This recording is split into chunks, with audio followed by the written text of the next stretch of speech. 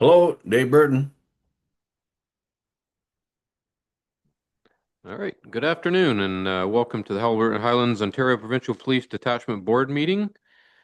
I see that we have one member absent today. Member Hodgson is not going to be joining us, and we have members Burton and McKechnie joining us online. So thanks for joining us virtually, gentlemen. You all have the agenda that was sent out by email last week, and we'll just proceed by our call to order, and I'll ask Sue to do our land acknowledgement. We respectfully acknowledge that the County of Haliburton is located on Treaty 20 Mississauga territory and in the traditional territory of the Mississauga and Chippewa Nations, collectively known as the Williams Treaties First Nations. We acknowledge a shared presence of Indigenous nations throughout the area and recognize its original Indigenous inhabitants as the stewards of its lands and waters since time immemorial. Thanks very much, Sue. And just a reminder for those present, if you are going to speak at any point in time, to use your talk button, as the members that are online will be able to hear us when we speak. Item 3 on our agenda, disclosure of any pecuniary interest. Seeing none, I'll ask for a motion for the adoption of our agenda that was sent to you by email. Member Shavadukas, followed by Member Carter. Just give Alicia, or you're taking the notes, Sue. Moved by Member Shavadukas, seconded by Member Carter, that the agenda for the November 26, 2025 meeting of the Haliburton Highlands Ontario Provincial Police Detachment Board be approved. All in favor? Approved. Thank you very much. Next is our adoption of the minutes from our previous meeting held September 24th, 2025. Those, the minutes of the last meeting, along with the detachment board report and the media release from the OPP detachment, were sent as part of the agenda. Hopefully everybody's had a chance to receive it, review it. I'll look for a motion for the adoption of the minutes from the previous meeting. Member Danielson, followed by Member Burton. Moved by Member Danielson, seconded by Member Burton, that the minutes from the September 24th, 2025 meeting of the Haliburton Highlands OPP Detachment Board be hereby approved. All in favor? Opposed? So moved. Thank you very much. Item 6 on our agenda today is delegations and presentations. We have no delegations or presentations today, but I would just ask for the board members, if you have any specific groups or any specific interest areas that you would be interested in us pursuing for 2026, if you could let me know in advance, and we'll try and line some of those presentations up. We'll continue to reach out to the OAPSB, the Ontario Association of Police Services Board, and see if they have the inspectorate appearing in front of us or any other presentations they recommend. But if the members of the board have any, please let me know, and we'll do our best to get those on our agendas for 2026. Moving on, items of business, number 7. First up is our insurance abuse policy.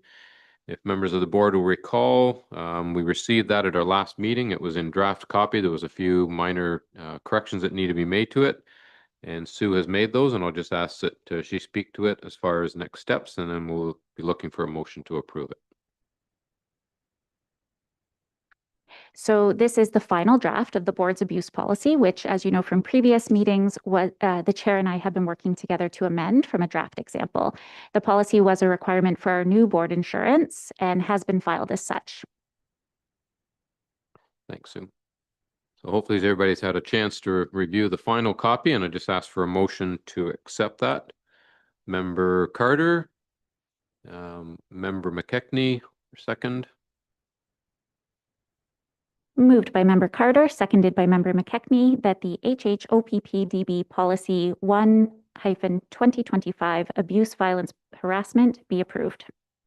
All in favor? Any opposed? Seeing none, it's approved. Thank you very much. And thanks, Sue, for all your work on that. And we went back and forth a bunch of times and using different templates and trying to link it to the county's policy as well. So I think it's a good document, and it's been sent off to our insurance. Item 7.2, our local action plan review. If I can, I will speak to this item just to bring everybody up to speed. I know that it has been on our agenda for a number of months. We've been working on a number of drafts. There's been meetings between ourselves and the detachment commander, Deb McClure, and a number of updates along the way. Now the point where the board needs to approve the plan if they're confident with it, so that the detachment commander can then send that local action plan up the chain of command through the OPP and then back to her. Just as a refresher and a reminder of the relevant sections under the Community Safety and Policing Act, obviously Section 70 sub 1, the detachment commander must prepare and adopt the local action plan. The process is very clearly laid out. It talks about the number of things that she had to consider. Did we lose our folks? Oh, they're just bringing it up. Thank you. One of the big things is obviously the detachment commander, and I just want to reinforce, this is the detachment commander's plan. It's not the board's plan. It is up to the board to approve it and then send it back to detachment commander, but it's the detachment commander's plan, and it is set for 4 years. And I'll speak to that in a moment as to the specific actions for future years. The act is very clear about what the plan must include, including how adequate and effective policing will be provided, some clear objectives and priorities, and it also speaks, as you know, to the consultation process, who must be consulted, the OPP Detachment Board, municipal councils, groups representing diverse communities, other organizations, members of the public, etc. The board, as you know, has been consulted. We started this process back in the summer, where there was a lot of consultation, went out by email, discussions at board meetings, and thanks to the great work of Sue getting us up to speed on a survey, we sent out our community survey. We've shared the results of that survey with the board. Hopefully that's satisfactory. And unfortunately, it was the intent of our town hall meeting, which I'll speak about in our my chair's update, to engage with the community a bit of that town hall meeting, but there wasn't a great attendance, which I'll speak to, unfortunately. But there was a little bit of consultation with people in before and after the meeting. That final draft of our plan has been sent to the board on October 30th by email. I just want to refresh you, there has been some updates to the plan that was sent on the 30th that you're now seeing in front of you. Not a tremendous amount of change, but after our detachment commander got input from the strategic management unit of the OPP, there was a couple of areas that weren't necessarily addressed. For example, engagement with the community safety and well-being plan that was required under the act, and that was not spoken to enough in Deb's initial iteration. And also, just out of full transparency for the board, I did receive an email and subsequently had a meeting with our CAO for the county, Gary Dykey.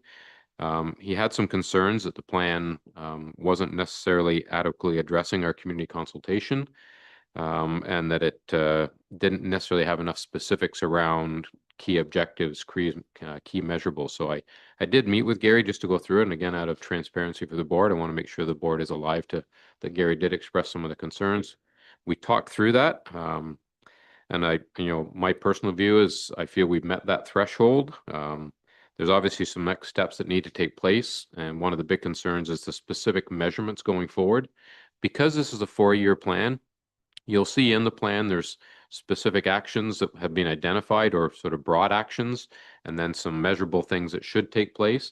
But for us as a board, the next step is in January, we need to meet with, or I will meet with the detachment commander to go through what we believe are the priorities for the board for 2026. Again, because this plan is so broad over 4 years, we need to really target down as to what we would like her to focus on in 2026. Beyond that, obviously, we're still waiting for the minister's strategic plan, which we've been told is coming from the ministry's office. Maybe that'll flow the same time the money flows. I don't know, but we've been promised a strategic plan, and then we need to make sure that our local plan is congruent with that plan as well. So really, once we get those next steps from the ministry, we get the plan approved from headquarters, then we will meet with Deb in January to start going through specific measurements, specific items that the board feels are priorities for our communities in 2026. That will then form part of Deb's performance management process that we will then measure her on at the end of 2026. As far as reporting, the board does receive, every 2 months, we receive reports on the activities of the OPP and specifically the detachment's actions. That will be the reporting process throughout the course of for the board throughout the course of the year. And then at the end of the year, obviously, the detachment commander have to do a final end of year report on her successes on meeting the metrics that we put in place. just to share with the board as well, just because I think it's a great news story for us. Deb did share with me an email that came to her from the Strategic Management Unit out of the OPP. They were very impressed with our plan, the work that had gone into it by the board, by the detachment commander, and we're actually using it as one of the templates going forward in the province for meeting with other detachment commanders who were developing their plans. So I'm happy to take any questions, but maybe what we should do is ask for a motion first to approve our local action plan, and then we can have discussion if there's comments or questions that you may have. So looking for a motion to approve the 2026-2029 local action plan. Member Chevadukas and seconded by Member Danielson. Moved by Member Chevadukas, seconded by Member Danielson, that the local action plan review be approved and received for information. I'll open it up for questions or discussion. Member Carter. Yeah, I think my concern is along the lines of what you talked about being measurable. And it is perhaps a little bit difficult for us to be saying, well, your performance review is related to how well you do this plan. So for instance, if I were to say an area that I feel that we have been underserviced in, it's in patrols on the lakes. Right. Okay, and whether or not that's measured in time, boat and water, or the number of lakes or whatever. But I know that that's going to be completely a function of manpower availability and budget, which is, it's pretty hard to say to the detachment commander that, well, I know you didn't have enough money to put somebody on the lake, but you didn't meet your objective. Right. So I think that that's something that we have to be able to look at. And the second part is, I believe that particularly with the level, or with the methodology in which the costs are calculated based on the number of dwellings, that the OPP is going to assign staffing pretty much according to workload. Yes. And so if we don't have a high crime rate, then we have, perhaps less staffing, but yet we're paying an amount based on the number of dwellings. I mean, we're already in a situation where, the OPP is our largest single supplier in the municipalities. And, we're going to be met with an 11% increase this year. And, so I think we're being taken advantage of in terms of, the OPP does not have to supply as much manpower, therefore reduce their costs, but they get revenue, a disproportionate amount of revenue from us. So I don't know how we fit that into here. I mean, this is an age-old battle now that's been going on for about 10 years, but it's something that is going to, particularly with the light of the costs we have now, is going to get to be a greater and greater issue. Absolutely. And if I can just speak to your first concern, Member Carter, obviously that I don't disagree with you that, we could set some of those targets for the detachment commander and ask, obviously the community wants more marine patrols. That's for her to implement and come up with strategies. If she says, well, I can't do that with the current staffing levels that I have, then to come back to the board and say, well, what mechanisms do we need to have in place in order to get more staffing for that purpose? Is it through grants? Is it through other funding models, so that we can then supplement, as we would do with the RIDE program, for example, through the RIDE grants? Or is there another opportunity? Or do we ask her to focus more on the prevention side of it, as is mentioned in the plan, to start doing some of the dock enforcement and some of this? If you don't have available marine officers, any officer can still go sit at a boat ramp and check for equipment. Any officer can still go and pull over a car that's towing a boat and make sure they're compliant with the legislation and some of those things. So I think that's where we're going to have to be a little creative if the board's priorities don't necessarily meet with our staffing levels that we have. We talked about foot patrol, obviously asking for more foot patrol hours. We need to start identifying what those targets are and what do we think is reasonable. And based on we look at our reporting now, what's our increase year over year on foot patrol hours? Is it going to continue? well, we can set that hopefully as a metric for her to try and accomplish. Other questions? Member McKechnie? Yeah, like, needless to say, we're all would like to have, you know, more, we all want to be safe in our community, so, and having more police on the road or on the lakes definitely helps in that big time. But like, Councillor Carter just said, you know, we're getting 11% increase. And, if we didn't get, needless to say, we didn't have the boats on the lakes and the foot patrol, like you just said, Andrew. And I mean, how much is that going to cost us if we end up getting that? You know what I'm saying? We're asking for these things right now. The 11% is definitely going to affect Dysart big time. I know that, but just like the rest of us. And to me, is that going to, what percentage more is that going to be next year when we do have the foot patrol, or like this thing's getting kind of like everything else out of control with increases in costs? Although we need it, we want it. And I think that to your point, does that make any sense? Yep, and I think that's the balance that we're going to have to try and strike, Walt, is, you know, looking at that 11% increase or the total budget, how much of that is provincial money, like provincial assets that we have to contribute to, and how much of it is, Member Carter said, is based on our call volume. When I look at our call volume, it is going up. Our crime rate is going up. Our clearance rates are not keeping pace with it. So that tells me we need more staff to accomplish. And how do we make that pitch to headquarters to say what portion of our 11% is actually going to our local needs versus the overall provincial needs? And that's where I'm hoping to get some further breakdown when the budget does hit as to where those dollars are going. Okay, thanks very much.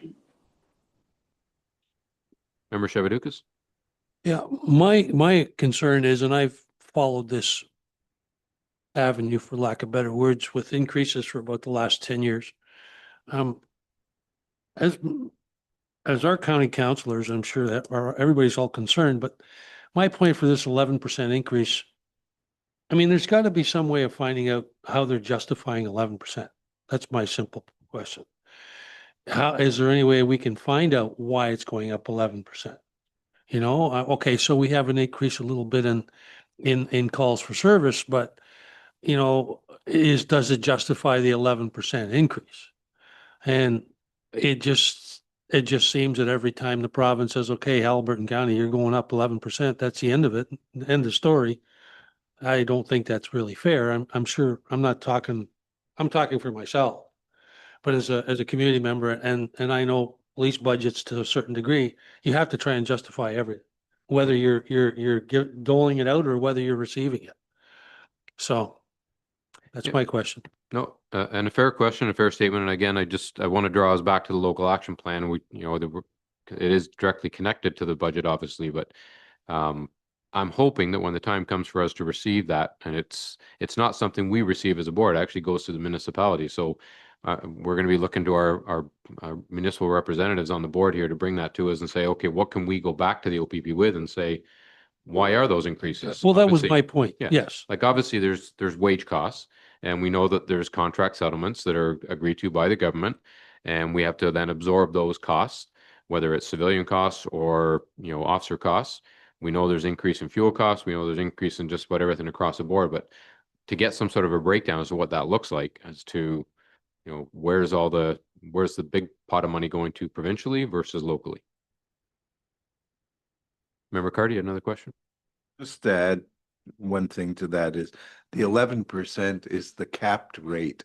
We got a letter from the Solicitor General saying that, you know, they heard us in terms of our costs, and so they said they will cap it at 11%. So the number is actually greater, and we may be faced with an 11% next year and beyond to catch up to where we are really supposed to be. So the number is greater than 11. And I know it is a big topic of discussion at the OAPSB table as well. They're looking at how they can contain some of those costs, whether the board, whether the OAPSB can do it, go back to government and say fund some of these other provincial costs more so than, you know, driving it down to the municipal taxpayers. But it's something that everybody's alive to and trying to as you say, Member Carter, try and work within those boundaries of the caps that they're putting in place and how's it being funded provincially. I think Member Burton, you had a question? I did, Mr. Chair, and thank you so much. Back to your point, I just hope that the other police services boards do the same as what we're doing. No, we can't dictate that, but I hope they entertain the same idea as what we have. Well, I know, Member Burton, that is one of the challenges that the OAPSB is facing across the province. Obviously, negotiations with municipal police services is very different than negotiating with the OPP. But every one of those contracts are all independent. And until they can get some sort of consolidated bargaining together where people aren't leapfrogging the next available contract, because that's typically what's happened in my lifetime anyways, is that one service will negotiate an increase, and then the next services that are neighboring them will say, well, if they got that, we want that plus another 0.5% or 0.25%, and then it just keeps going up and up and up. So somewhere, sometime, the province, we hope, is going to have to step in and say, all right, enough is enough. Everybody, whether you're policing here in Haliburton County or whether you're policing in York Region or Peel Region, it's the same wage cost for police officers across the board. But that's probably a pipe dream that I've had for a long time. Thank you. Any other questions, comments? If not, I'll ask for a vote on the item in front of us, the approval of our 2024 or 2025, 2026 to 2029 local action plan.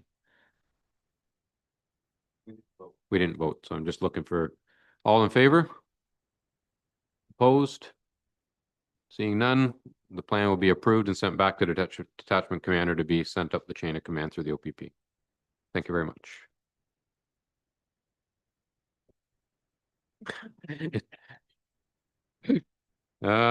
Next up is the Haliburton Highlands Detachment Board meeting schedule, which we did talk about at the last meeting. I will ask for a motion, but I'm going to ask for a motion with a friendly amendment. I see that our schedule is in front of us for an increase to 6 meetings next year, starting in January on January 28th. I will be out of the country on January 28th, so I'm asking if the board would consider a change to January 21st. I did check with Sue, and we can look at either the 14th or the 21st, which will not conflict with other municipal council meetings and schedules. So, so if people are fine with that, with a friendly amendment, the schedule would be January 21st, and then the other dates in place. Member Carter? Yeah, the only issue with that is we're trying to keep our meetings on a schedule that, so we would have, our county council meeting and then have the police detachment board on the same day. If you move it to a different week, that's when everybody else tries to schedule their meetings. So I don't mind moving it, but let's move it to a day that we have a county council meeting. 14th. So then that would be then January 14th as opposed to the 21st. That would be better. All right. And they have great reception in Tortola. You can just You got a great reception down in the Dominican. I will be in Costa Rica. Actually, I'll be on a plane on the 28th when the meeting is All scheduled right. for. So looking for a motion to accept the 2026 Haliburton Highlands OPP Detachment Board schedule as amended. Member Burton, seconded by Member Danielson. Moved by Member Burton, seconded by Member Danielson, that the proposed 2026 board meeting schedule as amended be received and accepted. All in favor? So approved. Thank you very much. Moving right along. Item 8 on our agenda. We'll start with 8.1 and the chair's update. I have a number of items just to share with the board. The first is October 14th. I joined virtually the OAPSB Zone 3 meeting. Couple of some fairly substantial highlights for it to share with you that came out of that meeting. The executive director for OAPSB shared that they're continuing to work on enhanced communication through the province. They've rebuilt their website. They are joining the Police Association of Ontario has an annual labor conference, which is attended by mostly association reps. The OAPSB is now co-chairing that meeting with them, and so they're going to have board members at the same meeting as the association reps, which hopefully will give us an opportunity to open that dialogue between associations and boards on consolidated bargaining and some of the other pieces, but also a number of other labor issues. Similarly, this year for the spring conference that they host every year, they're doing it in partnership with the Ontario Association of Chiefs of Police. So that'll be piggybacked with them. So the chiefs will be meeting, as will the board members. They're trying to, again, build that relationship piece between the boards and our chiefs and detachment commanders. They shared with us that the fees will remain the same for 2026 and that they're actually combining our zone fees along with our provincial APSB fees, so we won't see two different fees. They have received approval at the last spring meeting to change the name of the OAPSB. It'll now be changed to the Police Governance of Ontario, as opposed to the Police Board of Ontario, and they're going to really focus in 2026 and beyond on governance and oversight. As far as supporting local boards, their focus is on board support this year and making sure that compliance for CSPA, the Community Safety and Policing Act, is in place. They have been doing a lot of work in behind the scenes on that.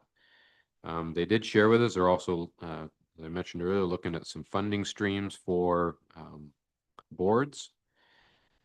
They shared with us that there's currently 53 vacancies on OPP boards across the province, so we should look at ourselves quite lucky that we have an active and fully filled board. Other jurisdictions are not quite so lucky, and what was even more alarming is they don't have anybody in the queue, both provincially and locally, to try and fill some of those spots. So they're going out to advertise and look for support in the applicant process for some of the smaller boards. As I mentioned before, they are lobbying government for funding. Previously, a lot of boards, local boards, and the OAPSB have been volunteer base with a small remuneration. They're trying to get along the same lines as the PAO and the OACP, particularly where the OAPSB is funded by the government or funded by other streams. And the last piece, and I know Sue, and it was music to my ears and will be to Sue's, are working on policy manuals. And they've been working on those for some time to be compliant with the act, and then we will then just be able to take their policy manuals and change the name and adopt what we need to as far as the policies in place. So all in all, a very fruitful and worthwhile meeting. Any questions on that, Member Carter? Yeah, I understand governance and compliance. That's that's important. But I think some of the bread and butter issues that we have, as a local board, like we were just talking about in terms of, how much manpower and staffing and, what programs we're going to have, and also working with the OPP in terms of how their role has changed over the last little while, how they've somehow managed to get the mental health issue that used to be part of the health area is now a police matter in most cases.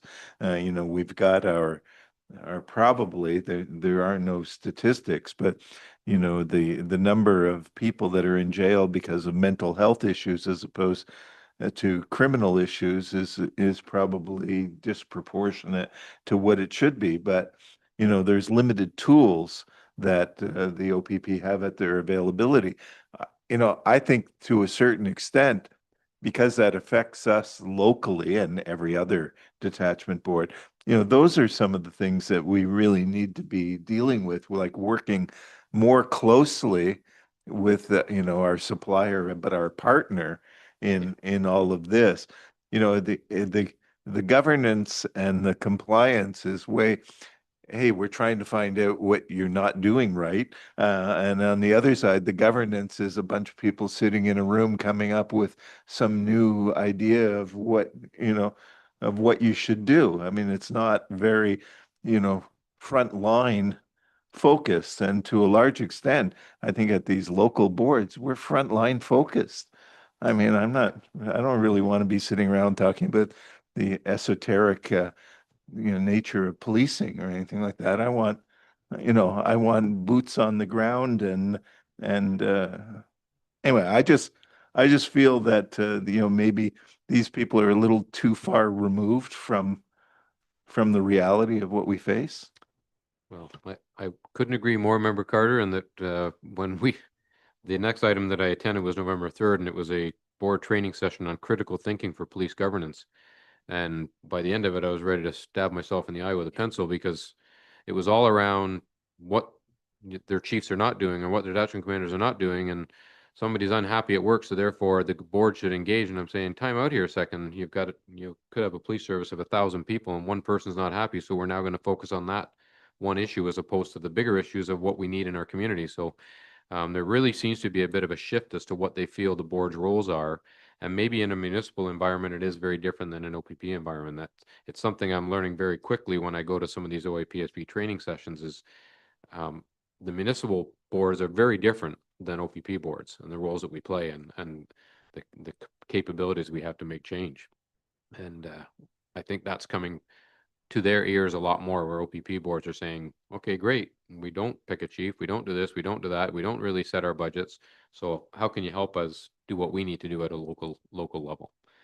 So I think I still think our focus needs to be at our local needs and what we need to get accomplished here in our county, as opposed to, I'm not interested in sitting at a provincial table like yourself, Member Carter.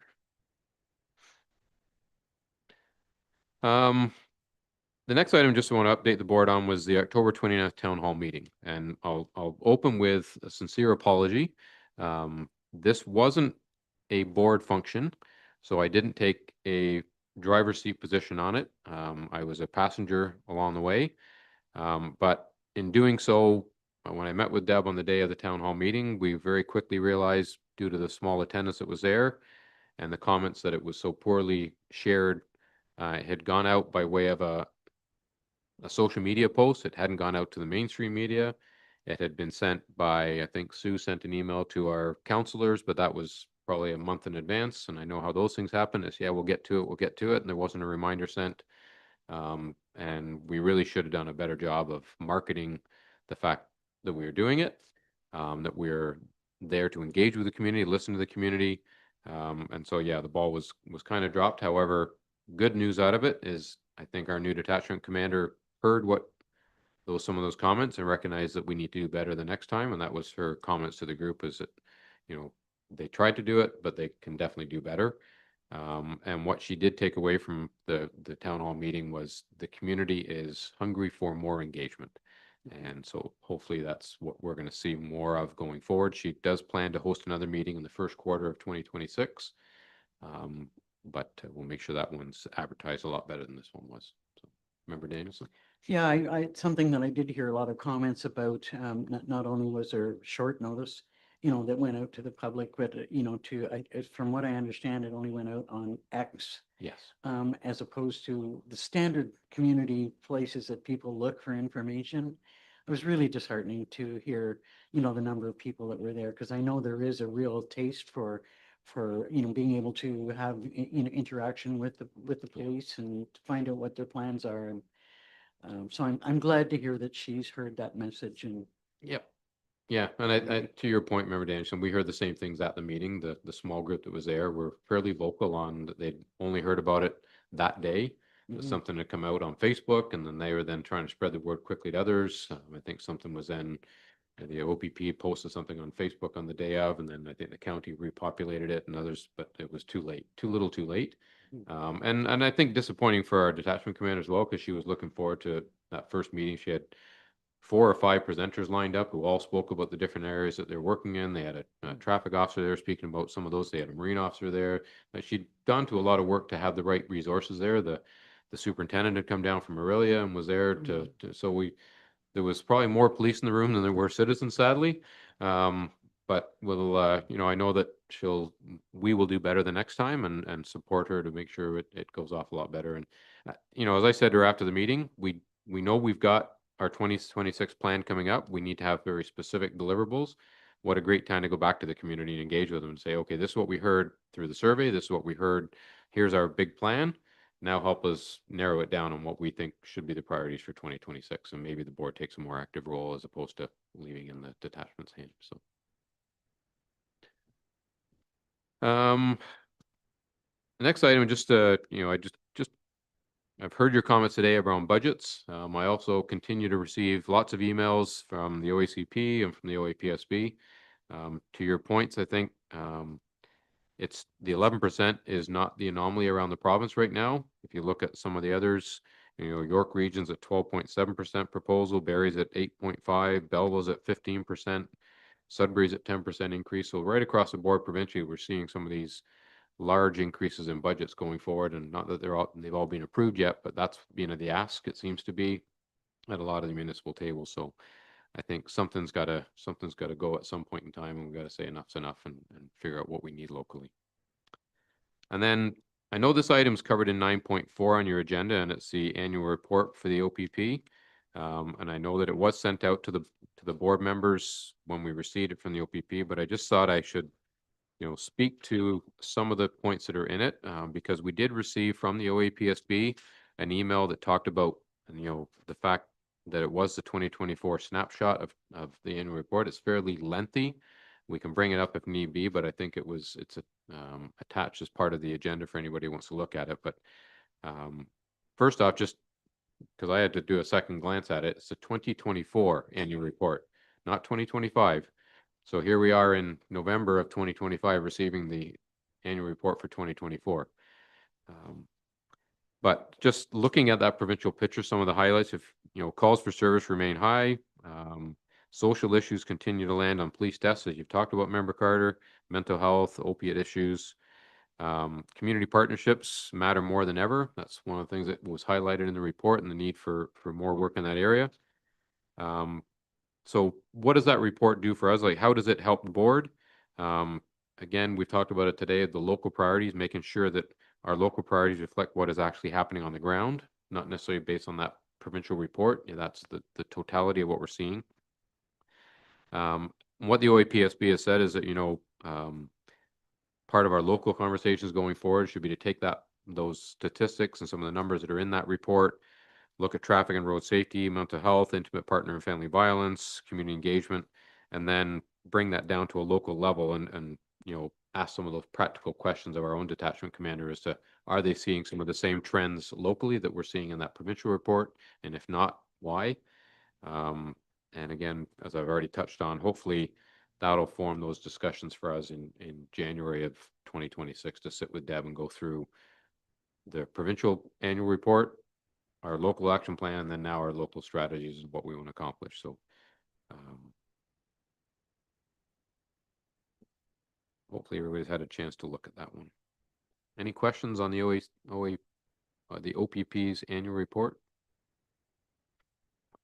Seeing none, that is the end of my chair's update. I will now pass it on to our OPP Supervisor Ryan to do the detachment commander update, as Deb is away in Aurelia for some training this week. So Staff Sergeant McClure's on the detachment commanders conference this week. So would you be looking for the board report from August to now? yes, if you To can October? walk us through that, and then the second part will be obviously the media release portion of it as well. So it should be on the screen there. Perfect. I can see that now. I got my glasses on. There were two fatal motor vehicle collisions in this reporting period, which is the same as last year. Non-fatal, there were 16, which is down 20% from last year. And there was also a reduction in the property damage collisions, 93 compared to 114. Overall, collisions were down in the same time period, 18.4% from last year. Going lower. They'll do it at the back there for you, Ryan. They'll move it along for you. Okay. Okay, next page. I have it on here too with Staff Sergeant McClure's comments on here to make sure I add them in for you guys. There were the two fatalities. There was one which involved an off-road vehicle. And one was a motorcycle rider and passenger that were involved. No drugs or alcohol were involved in any of the fatality ones that we had during the reporting period. Next one down.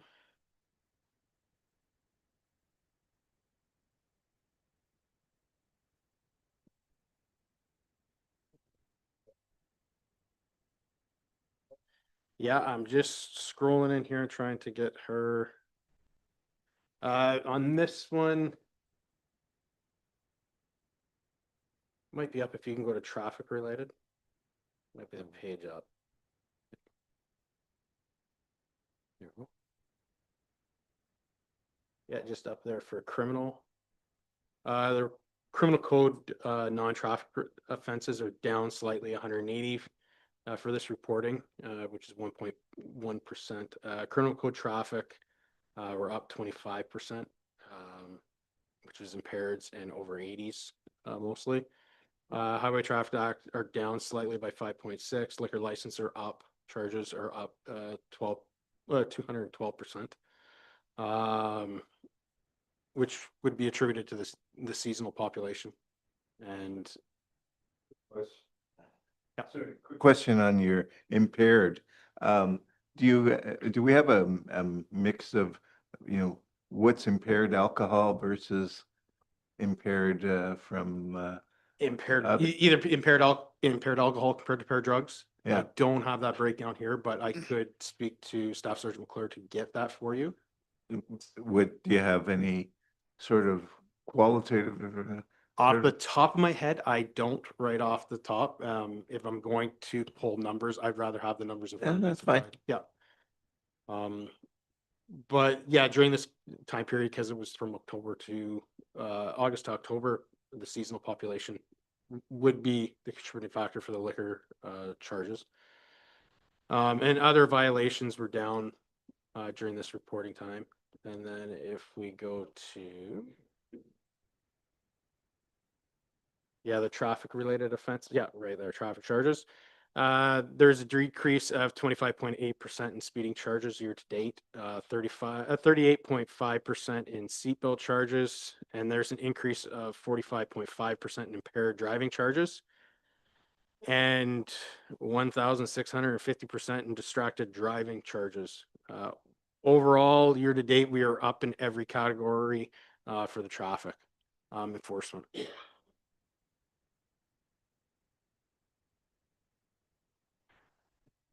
The record management system, ticketing, yeah, right there. Warnings are down 182, which is a 22.2% decrease. Discretion by the it's less discretion by the officers that are being used. They're getting out and educating motorists roadside. It's having a huge impact on the communities. They're enforcing when appropriate or issuing a paper warning that are available as well. And we can issue paper warnings now instead of just verbal as well, so there is a track of it.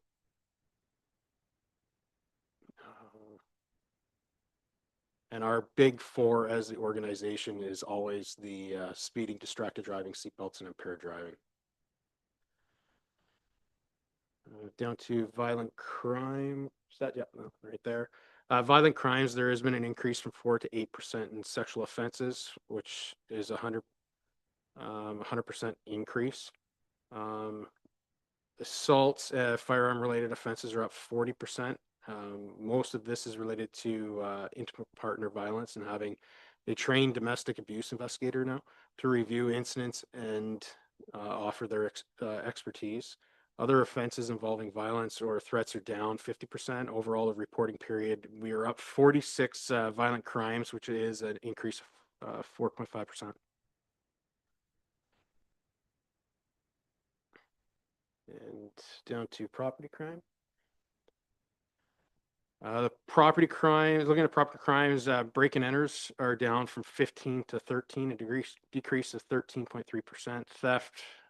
Theft over is down from 9 to 7, decrease of 22%. Theft under is down from 37 to 32, 13%. Possession and trafficking stolen goods are down 100%. Fraud is down from 23 to 22. Mischief is up from 14 to 7, which is 21% increase overall in this here.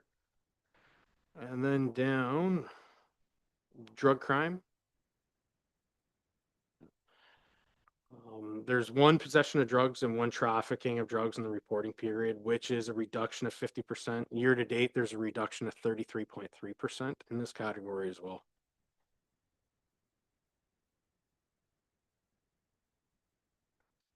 And then we're at, if you can just go up one, please. Sorry. Yeah. Right there. Nope. Yes, right there. The top violations for the reporting period were theft under 5,000, which is down 32, fraud, which is also down to 22, assaults and firearm related, which is up 28, mischief, which is up from 14 to 17, and failure to comply, which is down from 20 to 12. And then down, yeah, right there. Other crime category, we are down overall 15.6% in all categories. The only category that has been an increase in provincial statutes. Policing is unpredictable for calls, and it's good to see the decrease. And then we go down to clearance rates. Clearance rates for violent crimes, there is an increase in clearance rates of 14.2%.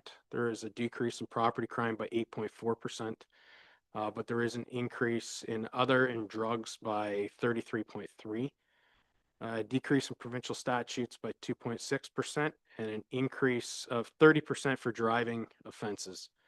The decrease for property crimes can be due to the active and ongoing investigations, as it takes time to investigate and link some of the complex cases. Clearance rates fluctuate, and it's something we can hang on here.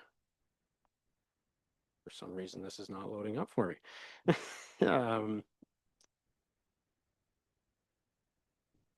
Clearance rates can fluctuate, and it's something that we can expect consistently.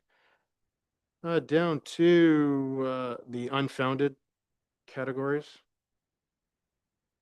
Unfounded in this reporting period, the number of unfounded calls remains at 27, a decrease of 1 in violent crimes, but an increase in 1 in property crimes. These are calls where a criminal act is alleged, and through hard work and investigative skills of the officers, it is determined that there was no criminality in the call.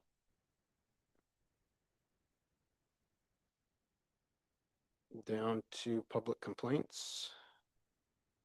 There were no public complaints during the reported period, which is the same for last year. Year to date, there are 7, which is increased by 2.3 of them. Two, and 3 of them were related to an SIU incident in April, and officers have since been cleared.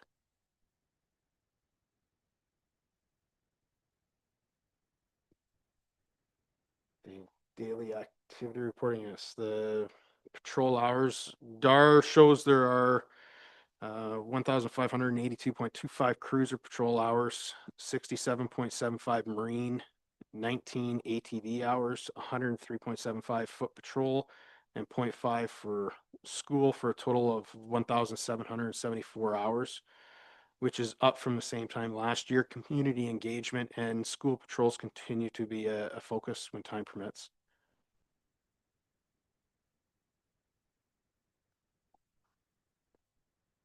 And then down to youth charges. There's 1 non-conviction charge and 1 POA for drugs for youth this reporting period, which is down from 1 from last year. Year to date, there is an increase by 3 charges.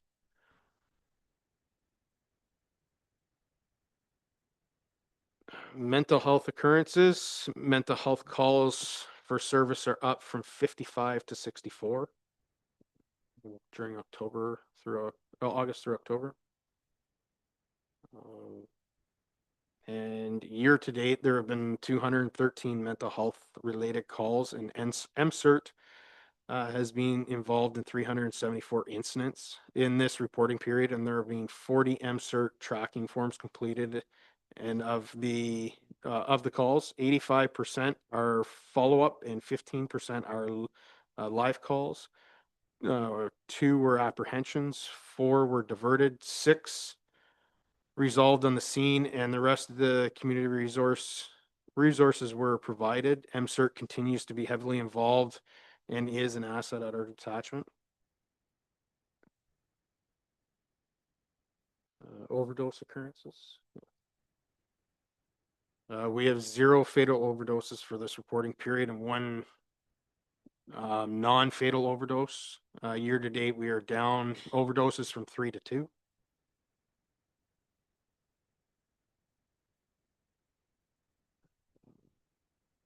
Victim services agencies. Referrals to victim services continue to occur. They're up slightly from this time last year from 142 to 151. And the acceptance rate is also up to 75, which is a 49% increase. Victim services are very engaged with our officers and are scheduled to attend shift briefings this call and provide updated information.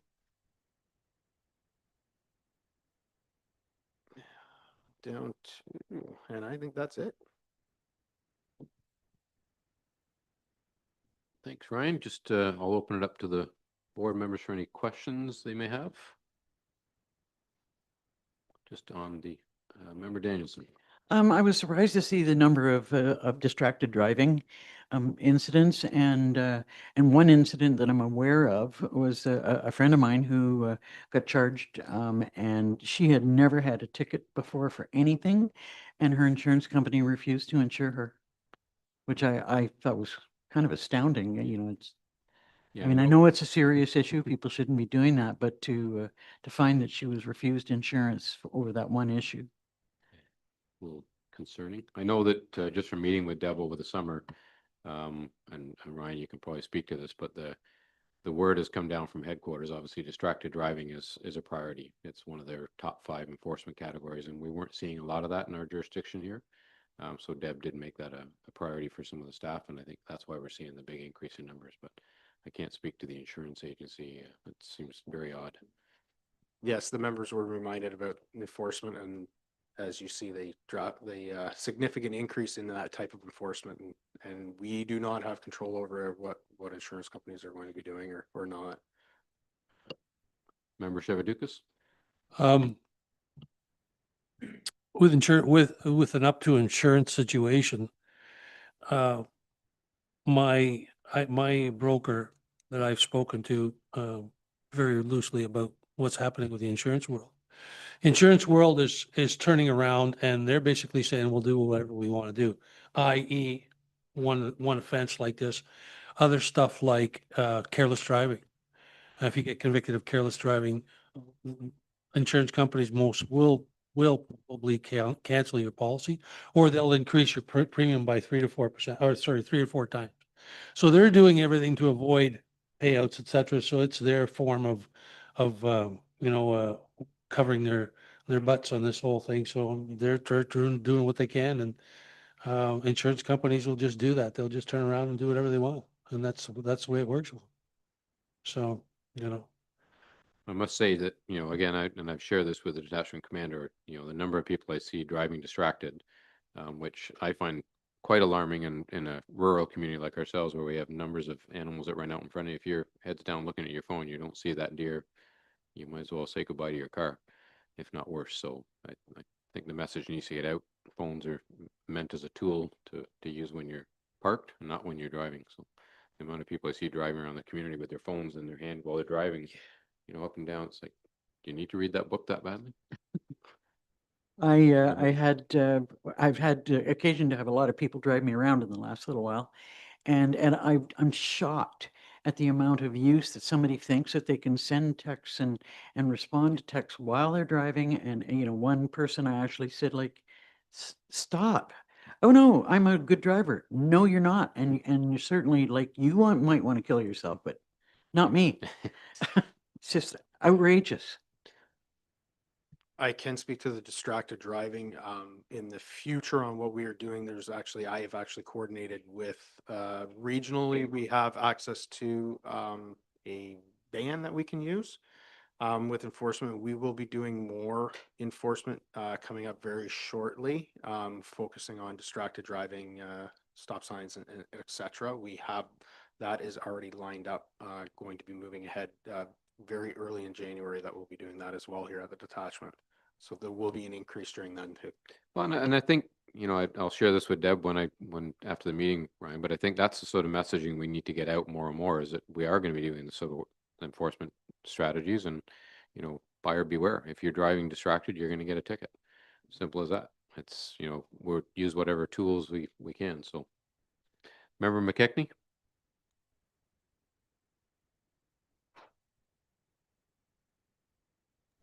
There you go. I was just wondering, what's the policeman's name? I forgot that. The policeman that's there? Ryan? Ryan. How many encounters do you think you encounter a week or a month in, say, our village, Haliburton and Minden, in regard to homelessness and, and mental health illness, and especially with the businesses, loitering in the businesses or doing something like that? Is there very much of that going on? I don't have the exact numbers on that right now, but I can ask Staff Sergeant McClure to come up and report back to you regarding that topic. But I don't have them here right in front of me on what the numbers are and what is actually being recorded right now that we can report back to you on. I'm sure there's a lot of businesses in town, but I'm sure the first thing they do if they have somebody in there that think that they can't get them out of the store, and that they call the police. Of course, that's just common sense. But I think that's something that we, especially in the homelessness and in the wintertime coming up here to keep warm and all that, is something that it's another big concern.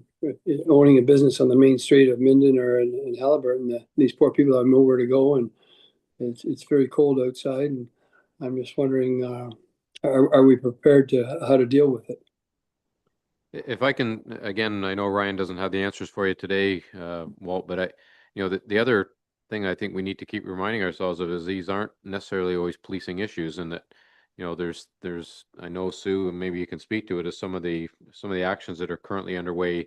They know the colder months are coming. We know we've got a number of people that are without residency right now, and how do we prepare and how do we provide for them, so that they don't end up, as you say, wandering through the streets and in the store. So, Sue, I don't know if you can speak to some of the strategies that you have ongoing. Yeah, so we do, through community safety and well-being at the county, have an outreach program in place to try to reach and connect with folks who might need additional support. Oftentimes we are aware of, many of our residents who do need additional supports, whether it be winter or not, who might be maybe more along the main street. We do have close connection with municipal staff. So when there is an instance, especially where we are concerned about somebody's safety, where they might be sleeping or staying in a public space outdoors, we do have a close connection to connect with the folks who can offer that support. And generally, it is not a call to 911. It is, we can connect with the MCERT team where need be, or other social services supports in town to divert, calls away from that 911 system where possible. But sorry, just to Councillor McKechnie's point, I can bring this back to the CSWB Advisory Committee as well, to make sure that our local businesses, as well as any municipal staff who doesn't know, that we know the right number to call at the right time, to make sure that people are getting the help that they need. I just think, that'd be very important to all the business owners on the main street, Minden and Haliburton. And because needless to say, if we could be prepared and know what to do in a certain incident, instead of, I thought maybe you'd call the police, but you're saying there's somebody else, which would probably help the police workload go down a bit. So, but I think that's going to be a problem that's getting bigger and bigger as we speak, if we're not prepared to how to handle it. Thank you. I know that this time of year as well, Member McKechnie, there's definitely an increase in the demand on service for whether it's food banks, whether it's other needs like that. There's a lot of seasonal workers that are then out of work for the winter months, and that puts a strain on their financial situations as well. So it's, you know, sometimes it's not always controllable from their perspective. They might get a little bit of unemployment insurance, but there's a lot of people that are in need in the community, and we've got to provide for them. So not a policing issue by any means, but it's obviously being the pointy end of the sword. They end up dealing with it when nobody else is available. So, Thank you. Member Carter? So I'm interested in the fraud one because you know, recently my wife has been doing presentations on artificial intelligence, and the numbers from the federal government show, you know, incredible increase in fraud that is online. They feel that only about 5% is even reported. And so it's, you know, into the hundreds of billions of dollars. So do you feel that, you know, the fraud numbers that are staying pretty level, is that just because people aren't reporting it or don't know how to report it, or what's going on? I don't know. I have a personal opinion on it. I don't know if they're not reporting or if we are getting a true accurate reporting on what it is happening, if they are calling us or not.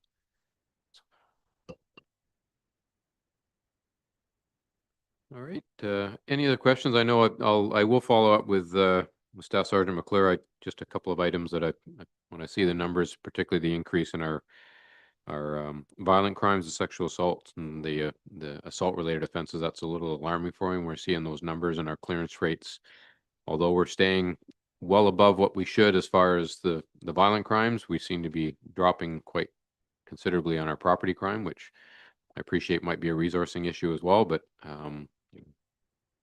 those are some of the numbers I look at as far as if our violent crimes are going up and our clearance rates are going down. That's not a good news story for us.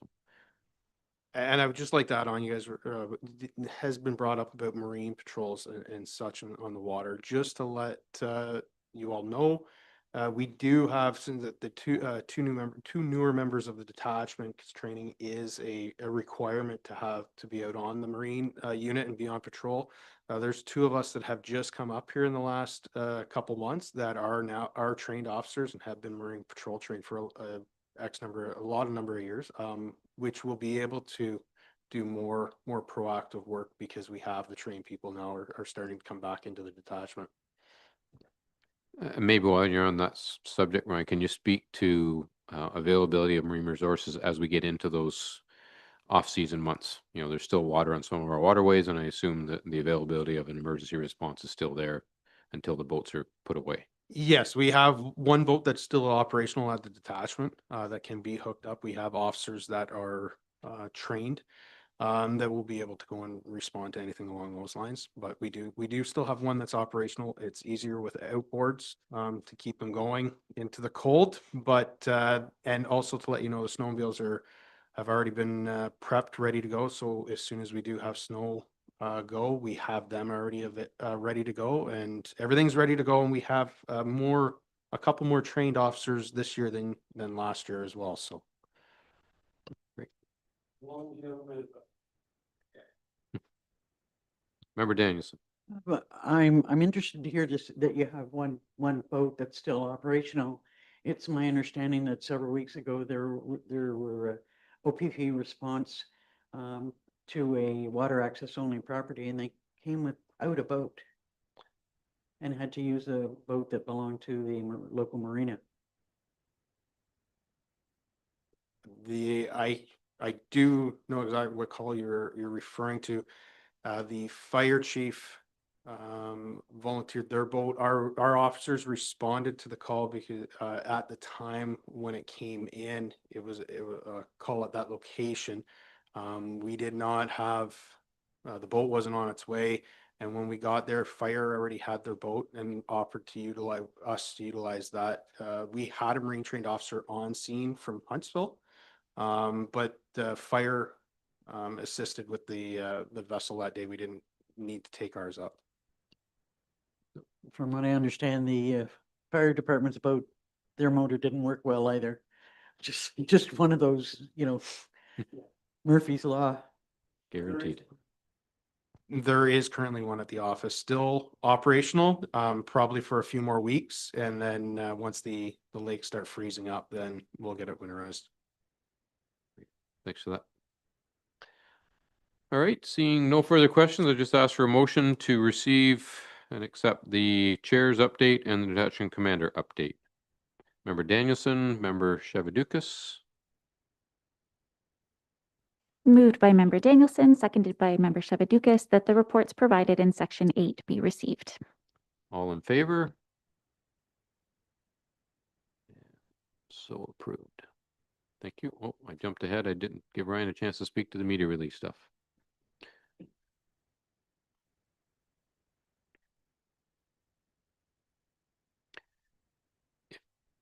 It's the members of the board have received it, so unless there's something that jumps out at you that think you would bring further to our attention. The one I would like to bring to you guys attention is the great work by the officers and the public as well in the thefts in Haliburton, the apprehension and charges relating to the business thefts and break and enters over in Haliburton. And again, when we speak to community engagement, the fact there's so many cameras out there and the accessibility to some of these images really helps. And it was nice to see that individual apprehended so quickly. So well done. All right, we will move to item 9 on our agenda for communication and correspondence. These are just for information purposes, but I just want to touch on item 9.1 if I could for a moment. Just the development of the board checklist and the guide that was provided. And I only want to share with the board because I think it's a good news story. When we received this from the OAPSB, on the checklist that they provide in 9.1, we have accomplished just about everything that's on the checklist so far. So as Sue said, it would be nice to have had this about a year ago. But regardless, we've accomplished all the recruiting appointments, the training, the operational guidelines. There's still obviously some policies that'll be ongoing, but most of the items that are on their list we're well ahead of at this point in time. The document that I really found some value to is their the second part of the checklist where they talk about different stages that you should be at, and encouraging to see that we're already at stage 3, which is our strategic focus and getting direction. We've it says here to meet with the detachment commander, which we've clearly done, to review the provincial policing strategy, which we're waiting on, and then agree on what kind of reports and review the local action plan. So we're well ahead of item 3. Then moving into item 4, governance and action and the accountability piece. Some of the pieces that we need to do there about creating our policies and having our first community meeting, which we will have to build upon. And then as we get into stage 5, it'll definitely be some of our focus for 2026 to where it says continuous improvement, getting better, conducting an annual self-assessment of the board, identifying areas where more training or skill development's needed, a succession plan for the board, and then updating our policies and training plans. So we will start to, as your chair, I'll start to focus on stage 5 of the checklist in 2026 and make sure we stay well ahead of the curve. You'll see 9.2 speaks to municipal board remuneration survey results. I know we're in that second category with more than 20,000 people, but as I mentioned to Sue before we started, I'm not sure where we stand in concurrence with the provincial side, but I think everybody's in sort of the same boat there. The board communication template that's provided, that's just an example template for us, something we need to develop and we'll work on for 2026. We've already spoken to the annual report, and then the Thornley Detachment Board resolution is just an information item. Member Carter? And just back to the 9.1, what was the note we received from the Solicitor General this week about our oaths and so on that we had to take? I mean, are we covered on that? Or is we? Yes, so they've amended the legislation now to change the oath. But anybody that was previously under an existing oath, your oath carries forward. And it's just for any new members that are sworn in, they have to then take an amended oath now. We're all good. We're oathed. I see, yes. Any other questions on 9.1 or 9.1 to 9.5? Don't believe I need a motion on that one because it's just items to receive. Item 10 on our agenda is closed session, which we have none. And